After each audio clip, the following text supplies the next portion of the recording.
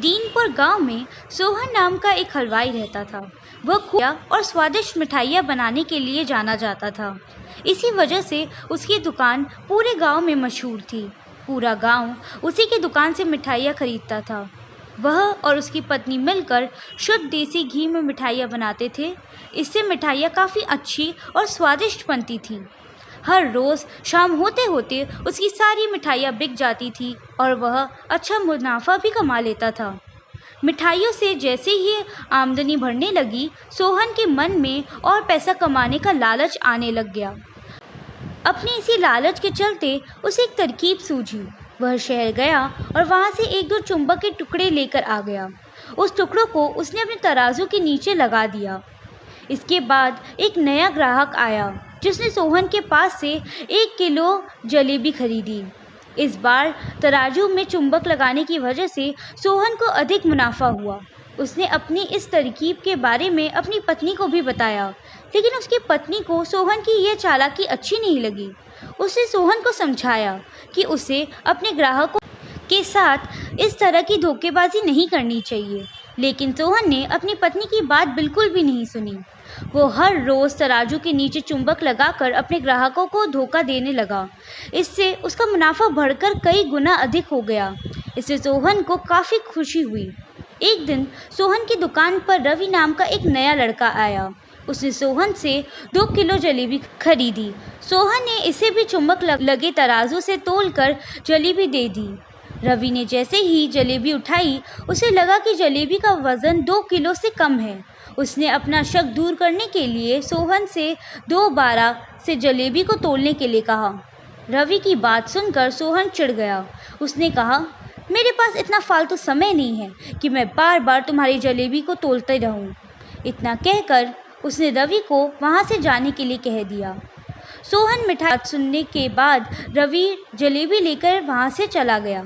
वह एक दूसरे दुकानदार के पास गया और वहां बैठे मिठाई वाले से अपनी जलेबी तोलने के लिए कहा। जब दूसरे दुकानदार ने जलेबी तोली तो जलेबी सिर्फ 1.5 किलो की ही निकली। अब उसका शक यकीन में बदल गया था। उसे पता चल गया कि सोहन मिठाई वाले के तराजू में कुछ गड़बड़ है। अब उसने तराजू की गड़बड़ को सबके सामने लाने के लिए खुद एक तराजू खरीद लिया और उसे ले जाकर सोहन मिठाई वाले की दुकान के पास ही रख दिया। फिर रवि अपने सभी गांव के लोगों को वहां पर इकट्ठा करने में लग गया। जैसे ही लोगों की थोड़ी भीड़ जमने लगी तो उसने गांव के लोगों को कहा कि आज मैं आप सभी लोगों के सामने एक जादू दिखाऊंगा। यह जादू देखने के लिए बस आप लोगों को सोहन मिठाई वाले से खरीदे गए सामान को एक बार इस तराजू में तोलना होगा। तब आप लोग देखेंगे कि कैसे सोहन मिठाई वाले के तराजू में तोले गई मिठाई इस दूसरे तराजू में अपने आप ही कम हो जाती है। कुछ देर बाद 1-2 लोग मिठाई लेकर रवि के तो उसने ऐसा करके भी दिखाया। इसके बाद सोहन की दुकान से जिसने भी मिठाई खरीदी थी, सभी ने रवि के तराजू में तोल कर देखा तो सबकी मिठाई 150 ग्राम से लेकर आधा किलो तक कम निकली। यह सब देखकर लोगों को काफ़ी हैरानी हुई। अपनी दुकान के पास ही यह सब होता देखकर सोहन मिठाई वाला रवि से झगड़ा करने लगा। उसने लोगों को बताया कि रवि यह सब नाटक कर रहा है। अपनी बात को सही साबित करने के लिए रवि सीधे सोहन मिठाई वाले का तराजू लेकर आया और तराजू में लगे चुंबक निकालकर सबको दिखाया। यह देखकर गांव वालों को बहुत गुस्सा आया। सबने मिलकर उस लालची मिठाई वाले को खूब मारा। अब उस लालची मिठाई वाले को अपने लालच और उसके कारण की गई गलत हरकतों पर पछतावा हो रहा था।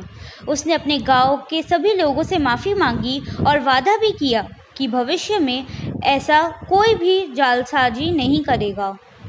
सोहन की इस धोखेबाजी से पूरा गांव नाराज था, इसलिए लोगों ने उसकी दुकान में जाना काफ़ी कम कर दिया। इधर सोहन के पास पछताने के अलावा कुछ और नहीं बचा, क्योंकि वो पूरे गांव वालों का भरोसा खो चुका था।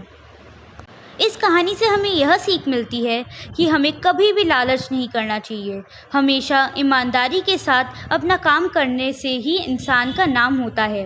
लालच के साथ भले ही कुछ समय के लिए अच्छा फ़ायदा हो, लेकिन इससे इज़्ज़त और आत्मसम्मान दोनों ही कम हो जाते हैं।